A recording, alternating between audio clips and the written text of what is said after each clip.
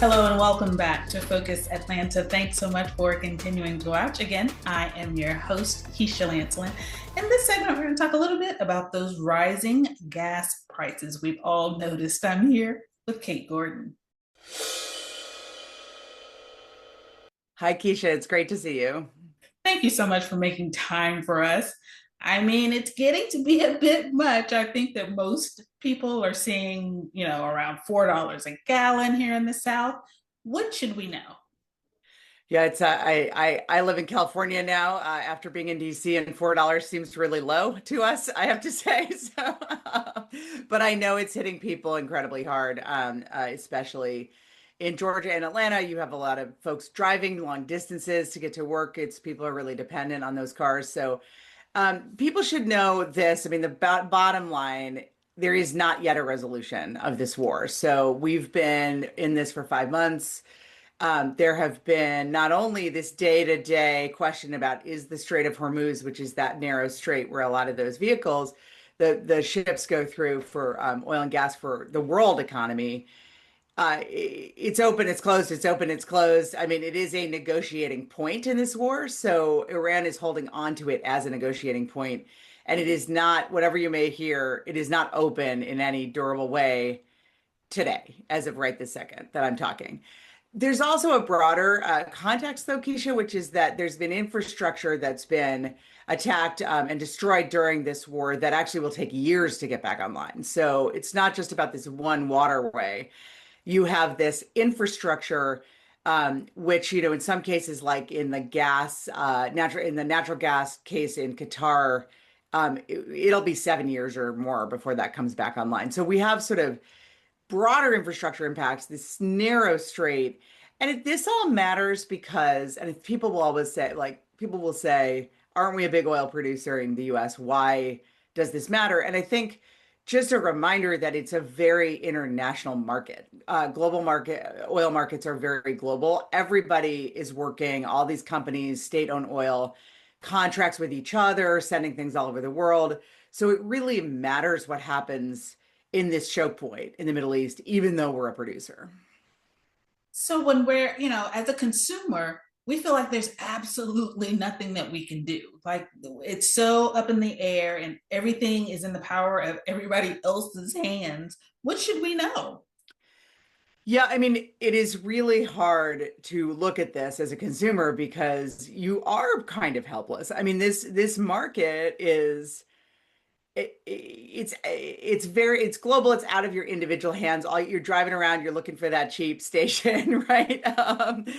And I should say that one of the biggest impacts actually in Atlanta is, of course, jet fuel because of Delta being such a major carrier through Atlanta. Jet fuel is particularly affected by this situation because of how it's refined and where it's produced. So, what can you do? I mean, some of these things are going to be cold comfort, but you gotta think about them, right? I mean, one of the things people don't think about that much that actually does help a tiny bit is blowing up your tires on your car. I know that seems really small, but having your tires inflated, like think if you bike somewhere and your tires aren't inflated and how much harder you have to work with those tires. That's true of your car too. So it actually does have save fuel.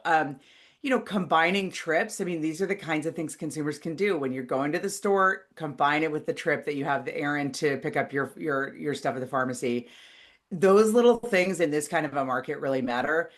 Look, I drive an electric car and I've driven an electric car since 2017. And what's great about that is that solar energy during the peak of the day all over this country is so cheap that if I charge in the middle of the day, I'm saving incredible amounts. I mean, what I use to fill up my tank is like far less. So not everyone can afford that, but there's some great electric cars on the used market now. So I think, frankly, look, if this were a time to invest in a new vehicle, to think about a used vehicle, I would actually really think hybrid or electric at this point because I don't see this situation ending soon. And also, the Strait of Hormuz is now a pawn in an Iran strategy. So it could almost happen again.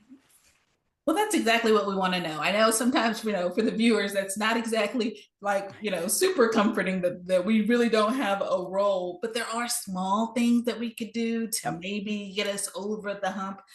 Can we close out with how we should advocate from here on out? Yeah, I mean, I think it's really, really important for us to be thinking about widening our supply chains so we're not so dependent. This is it can feel really strange to say that because again, we're a country overall that's an oil and gas producer. But because of the structure of the market, and honestly, just because of the increasing kind of disruptions in global markets, whether it's from conflict or it's from extreme weather or other impacts, we just have to diversify our supply. And that does mean looking at things like alternative jet fuel. There's a lot of really interesting stuff going on around creating jet fuel from like oil, waste oil, and also some wood material. Georgia's got an amazing wood material, pulp and paper supply chain. What are the opportunities to actually build an economy doing something that's alternative and domestic? I think we should be thinking about this as an economic development issue. We should be thinking about it as an domestic investment issue. Because I don't know about you, but I am not excited about being dependent on this system that I don't feel in control of. Okay, thanks so much for making time for us here in Atlanta. It was good to meet you. Great to meet you, Keisha. Thanks so much to you too. Absolutely. All right, guys, we just need to be informed, right? I know that sometimes it seems like everything is completely out of our control. Well, the more you know, the better you can control your finances in your own house. The more you can think about what you're going to do on that one trip to the grocery store. How many things can you take care of so that you're not constantly on the road, constantly using your gas? Please take the opportunity to just take a second to sit back and figure out ways to navigate while we get through this. Thanks, guys, for tuning in to this segment of Focus Atlanta. We'll be right back with more.